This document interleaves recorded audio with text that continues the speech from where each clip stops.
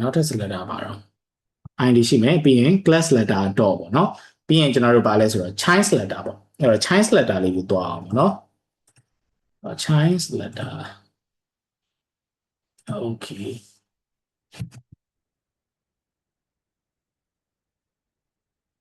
အဲ့တော့ဒီမှာကျွန်တော်တို့က dot ဆိုတဲ့ကောင်ကိုလည်းသုံးသေးတယ်ပေါ့နော်ဘာလို့သုံးတာလဲဆိုတော့ဒီမှာပြထားသလိုပါပဲเนาะ color red ကတော့ color red ပဲသူက div.color red ဆိုတာဘာလဲဆိုတော့ div တဲမှာ div အဲ့ဒီ div လေးကဘာဖြစ်နေရမှာလဲဆိုတော့ color red ဆိုတဲ့ class လေးပိုင်ဆိုင်ထားမယ်ဆိုရင်အဲ့ကောင်အနီပြောင်းမယ်လို့သူကပြောမှာဒါဆိုရင်ကျွန်တော်တို့ပြောင်းမဲ့ကောင်ဒီဘာလဲဆိုတော့အပေါ်ကောင်ပဲပြောင်းမှာအောက်ကောင်မပြောင်းဘူးပေါ့နော် class ကတော့ color red တော့ဟုတ်တယ်ဒါပေမဲ့သူက div တဲက class color div ပေါ့နော်အဲ့ဒီ div က class color ရဖြစ်နေတဲ့ကောင်ဆိုတာကိုပြောတာပေါ့နော်ဒါဆိုရင်အပေါ်ကကောင်ပဲเนาะအဲ့တော့ဒီလိုပုံစံမျိုးလေးတွေလည်းသုံးလို့ရတယ်ပြီးရင်နောက်ထပ်တစ်ခုပေါ့နော်ကျွန်တော်တို့ကဒါလေးကိုကြည့်ရမယ်ပေါ့နော်အမြင်အဲ့တော့ကျွန်တော်တို့ parent နဲ့ child တွေခွဲတတ်ရမယ်ပေါ့နော်အခုပြောမယ့်ဟာ child letter ကိုပြောမှာဆိုတော့ဒီ parent နဲ့ child တွေကိုကျွန်တော်တို့ကခွဲခြားတတ်ရမယ်အဲ့တော့ခွဲခြားတတ်ရမယ်ဆိုတာဘာလဲဆိုတော့ဒီ div ပေါ့အခုဆိုရင်ကျွန်တော်တို့က div အုပ်လေးရှိတယ်ပေါ့နော်အဲ့ဒီ div အုပ်ထဲမှာရှိနေတဲ့ကောင်ကိုပြောပါဆိုရင်အခုချိန်မှာ p tag နဲ့ h1 tag ဒါဆိုရင်ကျွန်တော်တို့ div အနေနဲ့ကြည့်မယ်ဆိုရင် div က child ပေါ့နော် div ရဲ့ child လေးကိုပြောပါဆိုရင်ဘယ်ကောင်လဲဆိုတော့သိကြပါဦး p tag နဲ့ h1 tag ဘာကြောင့်လဲဆိုတော့သူ့ရဲ့အတွင်းမှာရှိတာဖြစ်တဲ့အတွက်သူ့ရဲ့ child ပေါ့နော်ဒါဆိုရင် container ကြီးရဲ့ child ကိုပြောပါဆိုရင်ပါတော့ p tag နဲ့ h1 tag ဒါဆိုရင်ကျွန်တော်တို့က p tag နဲ့ h1 tag ရဲ့ parent ဘယ်သူလဲလို့ပြောမယ်ဆိုရင်သူ့ကိုအုပ်ထားတဲ့အုပ်ဒီပါလဲဆိုတော့သူ့ရဲ့ parent ဒါဆိုရင်ကျွန်တော်တို့က container ဒီသူ့ရဲ့ parent เนาะအဲ့တော့ parent နဲ့ child ကိုနားလည်ရမယ်ပေါ့ဒါဆိုရင် container 2လေးရဲ့ child ကိုပြောပါဆိုရင်ဒီထဲမှာရှိနေတဲ့သူ့ရဲ့ div ဒီသူ့ရဲ့ child ပေါ့เนาะတကယ်လို့ဒီကောင်ကပြန်ကြည့်မယ်ပေါ့သူ့ရဲ့ parent ကိုပြောပါဆိုရင်ဘာလဲဆိုတော့ဒီကောင်ဒီအပေါ်ကကောင်ကြီးမဟုတ်ဘူးเนาะဘာကြောင့်လဲဆိုတော့ဒီအပေါ်ကကောင်ကြီးဆိုတာသူ့ကိုအုပ်ထားတဲ့ကောင်ကြီးမဟုတ်ဘူးအဲ့တော့သိထားမှာကသူ့ကိုအုပ်ထားတဲ့ကောင်ဓာတ်ရိုက်ဒီဘာလဲဆိုတော့သူ့ရဲ့ parent ပေါ့เนาะဒါကိုကျွန်တော်တို့နားလည်ထားအောင်เนาะအဲ့တော့အဲ့ဟာလေးပဲပေါ့เนาะဒါဆိုကျွန်တော်တို့ကြည့်ကြည့်အောင်เนาะကျွန်တော်တို့နောက်ထပ်တစ်ခုထပ်ပြီးရေးအောင်เนาะ shine.html ပဲကျွန်တော်ရေးလိုက်ပြီပေါ့เนาะဒီမှာကျွန်တော်တို့ရေးကြည့်အောင်အဲ့ဒါဆိုရင်ကျွန်တော်မေးမယ်ပေါ့เนาะအဲ့တော့ကျွန်တော်တို့ဒီမှာul ရှိမယ်ပေါ့ဒီမှာ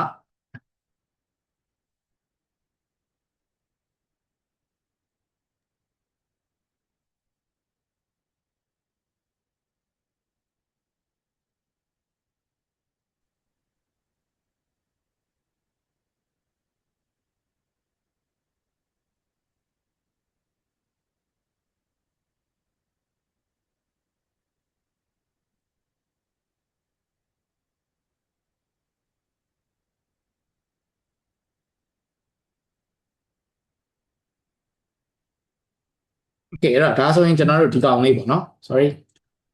ကျွန်တော်တို့ဒီကကြည့်အောင် run ထားတဲ့ code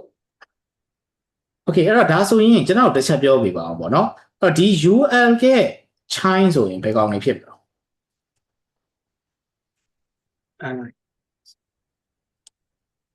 ဘယ်ကောင်လေးပါဖြစ် align ပေါ့เนาะဒါဆိုရင် ul ကကြည့်မယ်ဆိုရင်ကျွန်တော်တို့သူ့ရဲ့ chain ကိုပြောပါဆိုရင်ကျွန်တော်ဒီမှာပြမယ်ပေါ့เนาะ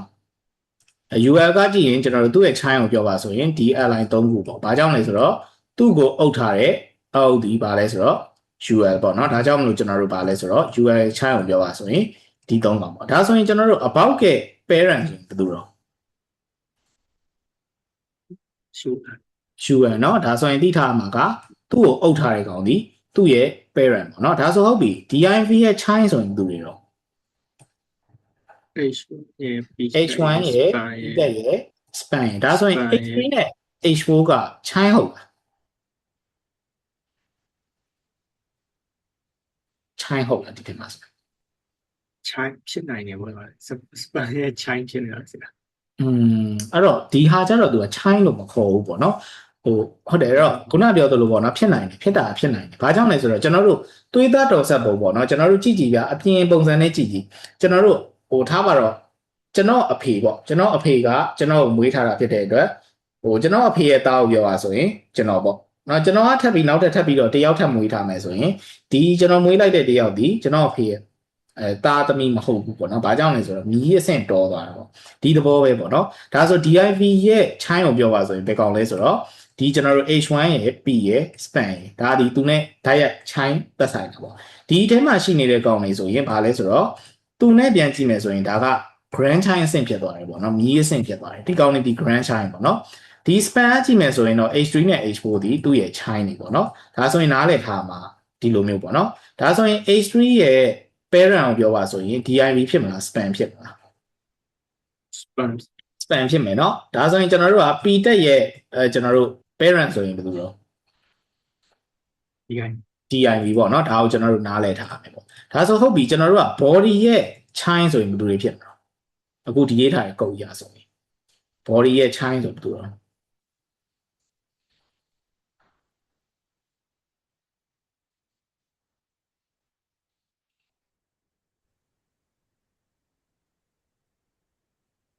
အဲ့တော့ body ရဲ့ chain ဆိုရင်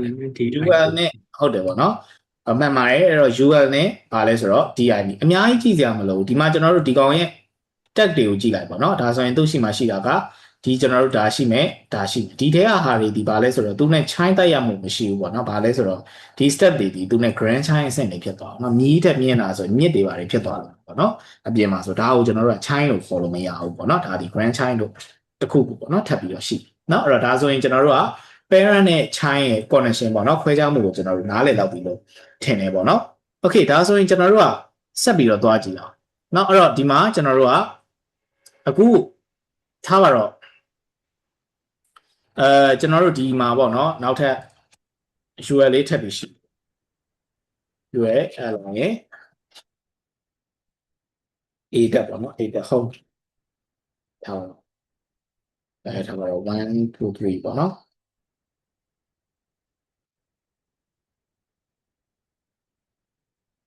မလေးရှိဆိုပါတော့เนาะ okay တော့ဒီဟာလေးကိုကျွန်တော်မလုပ်သေးဘူးခဏပိတ်ငါဒါဆိုရင်ကျွန်တော်တို့အပေါ်အောက်ကောင်ဒါဆိုကျွန်တော် style လေးနဲ့ရေးကြည့်အဲ့တော့ကျွန်တော်တို့အခုချိန်မှာ UL ရဲ့ chain ဖြစ်တဲ့ align ဆိုရင်ကျွန်တော်တို့ဘာနဲ့ရေးလဲဆိုတော့ greater than ဆိုတဲ့ဟာနဲ့ရေးတယ်ပေါ့နော်ဒါဒီပါလဲဆိုတော့ကျွန်တော်တို့ chain selector ပေါ့နော် chain selector ကိုခေါ်တာ chain selector ဘာနဲ့သုံးလဲဆိုတော့ကျွန်တော်တို့ greater than နဲ့သုံးတယ်ပေါ့နော် greater than ဒီ UL ရဲ့ chain ဆိုရင်ဘယ်ကောင်လဲဆိုတော့ကျွန်တော်တို့ UL ထဲမှာရှိတဲ့ chain ဆိုတာဖြစ်တဲ့အတွက်ဒီ3ခုပေါ့နော်အဲ့တော့ဒီကောင်ကိုကျွန်တော်တို့ကအနီရောင်လေးပြောင်းကျင်တယ်ဆိုကျွန်တော်ပြောင်းလိုက်ရင်ဘာဖြစ်သွားလဲဆိုတော့အနီရောင်လေးဖြစ်သွားတယ်ပေါ့ဒါဆိုရင်ကျွန်တော်တို့အထဲမှာရှိတဲ့ chain တွေအားလုံးပုံမှာတက်ရောက်မှုရှိတယ်ပေါ့ဒါဆိုရင်ကျွန်တော်ဒီမှာထပ်ပြီးတော့ရေးကြည့်အောင်ဒီမှာကျွန်တော်တို့ align ထဲမှာနောက်ထပ် OL ဆိုတာထပ်ရှိနေပေါ့နော်ပြီးရင်ကျွန်တော်တို့ align လေး hello there ဒါဆိုရင်ကျွန်တော်ရေးရင်ဒီမှာပေါ့နော် sorry ကျွန်တော် UL ရှိမယ် UL ပေါ့နော်အားလဲဆိုတာဒါမျိုးပေါ့နော်ကျွန်တော်အဲ့တော့ဒီမှာကြည့်ကြည့်ရင်ကျွန်တော်မျိုးရေးမယ်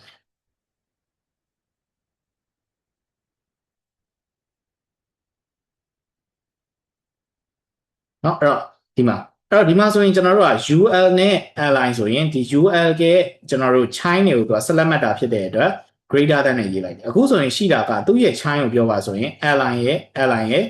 UL အဲ့တော့ဒီမှာ chain တွေကိုမှတ်တာဖြစ်တဲ့အတွက်ဒီထဲကကောင်ကလည်းဘာလို့ကျွန်တော်တို့ဝင်သွားလဲဆိုတော့ကျွန်တော်တို့ဒါဖြစ်နေလို့ပေါ့နော်တကယ်လို့များကျွန်တော်တို့ထားပါတော့ဒီမှာနောက်ထပ်တစ်ခုကျွန်တော်နောက်ထပ်တစ်ခုထည့်ပြအောင်အဲ့တော့ DI လေးရှိမယ်ပေါ့နော်ထားပါတော့ကျွန်တော်တို့ spanner လေးရှိမယ်ပေါ့နော် spanner ထဲက h1 နိုင်တယ်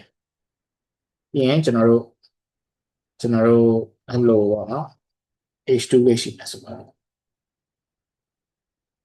ပြီး paragraph ပေါ့နော် Lauren လေးတစ်ခုရှိမယ်ပြီးရင်ကျွန်တော်တို့ဘာရှိအောင်မလဲဆိုတော့ div ပေါ့နော် h1 ဒီအရေးကကျွန်တော်နည်းနည်းရှုပ်တယ်ရေးရတာအဲ့တော့ဒါလေးခဏဖြုတ်ထားလိုက်ဒါလေးနဲ့ကြည့်ပေါ့နော်ဒါဆိုရင်ကျွန်တော်တို့ chain selector ဒီဘာနဲ့ရေးတာလဲဆိုတော့ greater than နဲ့ရေးမှာပေါ့အဲ့တော့ဒါဆိုရင်ကျွန်တော်တို့အခုလက်ရှိဘာနဲ့လုပ်မှာလဲဆိုတော့ဒီ span တစ်ထဲမှာရှိတဲ့ကျွန်တော်တို့ chain တွေကိုကျွန်တော်တို့ကမှတ်မှာပေါ့နော်span တစ်ထဲမှာရှိတဲ့ကျွန်တော်တို့က h1 ကိုမှတ်ကြည့်အောင်ဒါဆိုရင် color ကျွန်တော်တို့က red ယူလိုက်မယ်ဒါဆိုရင်ကျွန်တော်တို့ကဘယ်ကောင်ပဲအကျိုးသက်ရောက်မှုရှိလဲဆိုတော့ဒီမှာကြည့်ရင်တွေ့လား ဒီအပေါ်က H1 ကိုပဲတက်ရောက်မှုရှိဒီထဲမှာလည်းကျွန်တော်တို့ H1 ရှိတယ်เนาะဒါပေမဲ့တက်ရောက်မှုရှိလားဆိုတော့မရှိဘူးဘာကြောင့်လဲဆိုတော့သူဒီ Chinese letter ဖြစ်တဲ့အတွက်သူကဘယ်ကောင်ပဲဖတ်မှာလဲဆိုတော့ Chinese တိတက်ပဲဖတ်မှာဒါဆိုရင် span tag ကကြည့်မယ်ဆိုရင်သူ့ရဲ့ Chinese ကိုပြောပါဆိုရင်ဘာလဲဆိုတော့ H1 ရှိမယ်သူ့ရဲ့ Chinese ဆိုရင် H1 ရှိမယ် H2 ရှိမယ် P tag ရှိမယ်ပြီးရင် DIV ရှိမယ် DIV ထဲမှာရှိတဲ့ H1 ဒီဘာလဲဆိုတော့သူနဲ့ Chinese တက်ရောက်မှုမရှိဘူးဘာလဲဆိုတော့ grand Chinese ပေါ့เนาะသူ့ရဲ့ဘာလဲကျွန်တော်တို့ဘယ်လိုပြောမလဲကျွန်တော်တို့မြည်အဆင့်ပေါ့เนาะဖြစ်သွားတာဖြစ်တဲ့အတွက် direct connection ဆိုတာမရှိဘူးပေါ့เนาะအဲ့တော့ Chinese letter ဒီဘာကိုပဲမှတ်မှာလဲဆိုတော့ Chinese ကိုပဲကျွန်တော်တို့မှတ်လိုက်ပြီပေါ့เนาะတကယ်လို့ကျွန်တော်တို့ဒီအောက်မှာနောက်ထပ် H1 တခုပေါ့เนาะကျွန်တော်တို့ overlap ဆိုတာထပ်ပြီးရှိမယ်ဆိုတော့ဒါဆိုရင်ရှိမယ်ဆိုရင်အဲ့ကောင်လေးကိုပါသူမှတ်ပေးသွားတယ်။ဘာကြောင့်လဲဆိုတော့ဒီ span ရဲ့ Chinese နဲ့မှာပါရှိလဲဆိုတော့ဒီ span ရဲ့ Chinese ဖြစ်တဲ့ H1 ဆိုတာဖြစ်တဲ့အတွက် span ရဲ့ Chinese နဲ့မှာဒီနှစ်ကောင်ပါတယ်ပေါ့เนาะဒီနှစ်ကောင်ပါတာဖြစ်တဲ့အတွက်ကျွန်တော်တို့တစ်ခါတည်းမှတ်ပေးသွားတယ်ပေါ့เนาะဒီထဲမှာရှိတဲ့ H1 ဒီပါလဲဆိုတော့သူ့ရဲ့ grand Chinese ဖြစ်နေတာဖြစ်တဲ့အတွက်ဒီကောင် high day ဆိုတဲ့ကောင်ကိုမှတ်မသွားဘူးပေါ့เนาะကျွန်တော်တို့ဒါကိုကျွန်တော်တို့နားလေထားရမယ်ပေါ့ဒီရောက်ကဟာလေဒီသဘောပါပဲเนาะ DIV တွေကထားပါတော့ကျွန်တော်တို့ဒီထဲမှာ H1 နေရှိမှာဆိုပါတော့เนาะ DIV တွေက H1 ပေါ့ကျွန်တော်မှတ်ကြည့်အောင်เนาะအဲ့တော့ဒီမှာ DIV ထဲမှာရှိတဲ့ H1 ပေါ့ကျွန်တော်တို့ကဘာလာလို့ဘာလို့လဲဆိုတော့ဒီလိုเนาะအဲ့တော့ဒီမှာဆိုရင်ကျွန်တော်တို့ဘာဖြစ်သွားလဲဆိုတော့ DIV ထဲမှာရှိတဲ့ H1 ဆိုတာဒီကောင်ဒီလဲပါလေ DIV ရဲ့ကျွန်တော်တို့ H1 ဆိုတော့သူ့ရဲ့ဟာလဲတွားပြီးတက်ရောက်မှုရှိတာပေါ့ဒီကောင်ရဲ့ parent ဒီမှာ child အဲ့တော့ဒါကြောင့်မလို့ကျွန်တော်တို့ကဘာကြောင့် class letter တွေသုံးကြတာလဲဆိုတော့အဲ့ဒီ tag တွေမှတ်မှတ်ချင်လို့ပေါ့တနည်းအားဖြင့် tag တွေဆိုတာ DIV ဆိုတာကကျွန်တော်တို့နေရာတကာမှာ DIV တွေရှိနိုင်တယ်ဒီအောက်တွေမှာလည်းရှိနိုင်တယ်ဒီအပေါ်တွေမှာလည်းရှိနိုင်တယ်ဒီမှာကြည့်ကြည့်အောင်ကျွန်တော်တို့ DIV က parent ဖြစ်မယ်သူ့ရဲ့ child ဖြစ်တဲ့ H1 ဆိုရင်ကျွန်တော်တို့ဒီနေရာဒီလဲတွားပြီးတော့ထိမှာပဲဒါကြောင့်မလို့ဒီကောင်ကတခါတည်းအပြာရောင်ဖြစ်သွားတယ်ဘာကြောင့်လဲဆိုတော့ DIV ဒီ parent H1 ဒီ child ဒီမှာကျွန်တော်တို့ရေးထားတာ parent child ဒီမှာဒီကောင်လည်းကျွန်တော်တို့ဗာဖြစ်သွားတယ်အပြာဖြစ်သွားတယ်ပေါ့ဒီမှာသွားကြည့်ရင်လည်း DIV ဒီ parent H1 ဒီ child အဲ့တော့ဗာဖြစ်သွားတယ်ဒီကောင်ဒီလည်းအပြာရောင်ဖြစ်သွားတယ်ဒီမှာပေါ့နော်ဒီအပေါ်ကောင်လည်းအောက်မှာပါပြီးဖြစ်တယ်ဆိုတာဘာလို့လဲဆိုတော့ span က H1 ဒါဆိုရင်ဒီကောင်ဒီဘာတော့ parent အဲ့တော့ span က H1 ဆိုတော့ဒီကောင်လည်းဖြစ်မယ်ပြီးရင်ဒီကောင်လည်းဖြစ်မယ်အဲ့တော့ဒါကြောင့်မလို့ဒီနှစ်ခုကျွန်တော်တို့ညီးသွားတယ်ပေါ့အောက်မှာသွားကြည့်မယ်ဆိုရင်လည်းဒီ span က H1 ဆိုတာဖြစ်တဲ့အတွက်ဒီကောင်ဒီလည်းကျွန်တော်တို့ရေးလိုက်တဲ့ကုတ်အရာဆိုရင် parent child နဲ့တွားပြီးတော့ချိတ်ဆက်မှုရှိတယ်ဒါကြောင့်မလို့ကျွန်တော်တို့အကောင်းဆုံးကဘာလို့စေချင်လဲဆိုတော့အမြဲတမ်းကျွန်တော်တို့ရေးတဲ့အခါမှာဒီလိုမျိုး tag တွေသုံးတာထက်စာရင်ပေါ့နော်အမြဲတမ်း class letter ကိုသုံးစေချင်တယ်ဥပမာကျွန်တော်တို့ class ကိုကျွန်တော်တို့ container ဆိုပြီးကျွန်တော်တို့ရေးလိုက်တယ်ပေါ့ဒီကောင်ကိုကျွန်တော်တို့ဗာရေးမလဲဆိုတော့ class ကိုကျွန်တော်တို့ထားပါတော့ section ပေါ့တစ်ခုခုကျွန်တော်တို့ဟောပါပေါ့နော်တစ်ခုခု container 2ပေါ့ဟောပါတော့2ပေါ့နော် container 1နဲ့ container 2ဒါဆိုရင်ကျွန်တော်တို့ကရေးတဲ့အခါကျရင်ဒီလို span တို့ဒီ DIV တို့မှတ်တော့ပဲねဒီကျွန်တော်တို့တော့ container 1ဒီမှာဆိုရင် dot container 2ဒါဆိုရင်ကျွန်တော်တို့သွားပြီးတော့ထိတော့မှာမဟုတ်တော့ဒါဆိုရင် class အားဖြင့် container 1ဆိုတဲ့အထဲကပါတော့ H1 ဒါဆိုရင် class အားဖြင့် container 1ဖြစ်တဲ့အထဲက H1 ဆိုတာဖြစ်တဲ့အတွက်ဒီကောင်ထိမယ်ပြီးရင်ဒီကောင်ထိမယ်အဆင်ပြေတယ်ပေါ့နော်ဒီအောက်မှာဆိုရင်လည်း class အားဖြင့် container 2ဖြစ်နေတဲ့ကောင်တွေက H1 ဆိုတာဖြစ်တဲ့အတွက်ဒီထဲကဆိုရင်ဒီကောင်ထိမယ်ဒါပဲပေါ့နော်ဒီဟာတွေထိစရာအကြောင်းရှိဘာကြောင့်လဲဆိုတော့ဒီကောင်ကကြည့်မယ်ဆိုရင်သူ့ရဲ့ chain ကမပါဘူးပေါ့ဒီနှစ်ခုရဲ့ span တက်ရပဲပါတာဒီထဲကဟာဆိုရင်သူ့ရဲ့ grand chain တက်ရောက်မှုဖြစ်သွားပြီပေါ့နော်ဒီသဘောမျိုးအဲ့တော့နားလည်ထားရမှာဒီဘာလဲဆိုတော့အဲ့လိုမျိုး tag တွေနဲ့ကျွန်တော်တို့လောက်တာထက်စာရင်ပေါ့နော် recommended ပေးနေတာအဲ့လိုမျိုး class letter ကိုပဲသုံးစေချင်တယ်။ဘာကြောင့်လဲဆိုတော့ tag ဆိုတာခုနပြောသလိုပေါ့နော်ကျွန်တော်တို့ညီးသွားနိုင်တယ်ကိုမလိုချင်တဲ့တခြားနေရာတွေမှာလည်း effect ဖြစ်သွားနိုင်တယ်။ဒါကြောင့်မလို့ဟိုကျွန်တော်တို့ span ဆိုတာလည်း project တစ်ခုလုံးမှာနေရာတကာရှိနိုင်တယ်။အဲ့တော့ DIV ဆိုတာလည်းအများကြီးရှိနိုင်တယ် H1 ဆိုတာလည်းအများကြီးရှိနိုင်တယ်။ဒါကြောင့်မလို့အဲ့လို tag တွေနဲ့ခေါ်တာထက်စာရင်ကျွန်တော်တို့က class တွေပေးပြီးခေါ်တာကိုပဲအသုံးများတယ်ပေါ့နော်။အဲ့တော့ဒီမှာကျွန်တော်တို့က Chinese letter ဆိုရင်ဘာနဲ့သုံးလဲဆိုတော့ greater than နဲ့သုံးတယ် grand Chinese တွေကိုမှတ်ဖို့ပေါ့နော်။ तू ကဘာကိုပဲမှတ်တာလဲဆိုတော့သူ့ရဲ့ Chinese ကိုပဲမှတ်တာ။အဲ့တော့ Chinese ကတစ်ဆင့်နောက်ထပ် Chinese ဖြစ်နေတဲ့ကောင်တွေကိုကြတော့ grand Chinese တက်ရောက်မှုဖြစ်သွားတာဖြစ်တဲ့အတွက်သူမှတ်ဖို့เนาะအဲ့တော့ဒါလေးကိုကျွန်တော်တို့နားလည်ထားရမယ်။ဒါဒီပါလဲဆိုတော့ကျွန်တော်တို့ Chinese letter ပေါ့နော်။အဲ့တော့ဒါလေးတစ်ချက်လောက် try ကြည့်ပါ။เนาะအဲ့တော့ tag တွေနဲ့မှတ်နေเนาะ tag တွေဆိုတာရောနိုင်တာဖြစ်တဲ့အတွက်ကျွန်တော်တို့မှတ်ဖို့ပေါ့နော်။မှတ်ဖေးနဲ့ကျွန်တော်တို့ဘာလုပ်နောက်တစ်ခုချင်းပေါ့နော် class တွေနဲ့ပဲအဓိကမှတ်အဲ့တော့အကျင့်လေးလုပ်ပေါ့နော်နောက်ပိုင်းကျွန်တော်တို့ရေးတဲ့အခါကျရင်ကိုတစ်ခုခုမှတ်ချင်တယ်ဆိုရင်သူ့မှာအမြဲတမ်းပါပေးမယ် class ကိုပဲပေးမယ် ID လည်းမပေးဘူးနော် ID ဘာကြောင့်မပေးတာလဲဆိုတော့ ID ဒီ reusable မဖြစ်ဘူးပေါ့နော်တစ်ခုတည်းပို့ပြီးရေးလို့မရအောင် class တွေဆိုတာကအများကြီးလုပ်လို့ရတာဖြစ်တဲ့အတွက် CSS မှာကျွန်တော်တို့ဘာပဲရေးလဲဆိုတော့ class ကိုပဲအဓိကထားရေးရပေါ့နော် ID မှာ ID ဆိုရင် JavaScript မှာရေးတာများတယ်အဲ့တော့ကျွန်တော်တို့ code တွေကို copy paste မလုပ်နဲ့เนาะကျွန်တော်တို့ဘာကြောင့်အလုပ်လုပ်တာလဲဆိုတော့ why question ကိုအမြဲတမ်းကိုယ့်ဘာကိုမေးပေါ့เนาะဒီကျွန်တော်တို့ greater than ရေးလိုက်ရင် chime နဲ့မှတ်တယ်ဆိုတာဘာလို့ဒီကောင်တွေကနီးသွားတာလဲဘာကြောင့်ဒီကောင်တွေကမနီးတာလဲဘာကြောင့်ပြားသွားတာလဲဒါကိုကျွန်တော်တို့နားလည်ထားเนาะအဲ့တော့ဒီသဘောတရားကိုနားလည်ရမယ်ပေါ့เนาะဒါဆိုကျွန်တော်တို့သင်ပြီးတာဆိုရင် universal ရှိမယ်type selector ကျွန်တော်တို့သူ့ element အနေနဲ့မှတ်တာရှိမယ် id selector ရှိမယ် chain class selector ရှိမယ်ပြီးရင် chain selector ရှိမယ်ပေါ့เนาะအဲ့တော့ဒါလေးကိုတစ်ချက်လောက် try ကြည့်ပါအဲ့တော့ပြီးရင် screenshot လေးပို့ထားပါတော့ root ထဲမှာအဲ့တော့နားမလည်တာရှိရင်မေးလို့ရပါတယ်ဟုတ်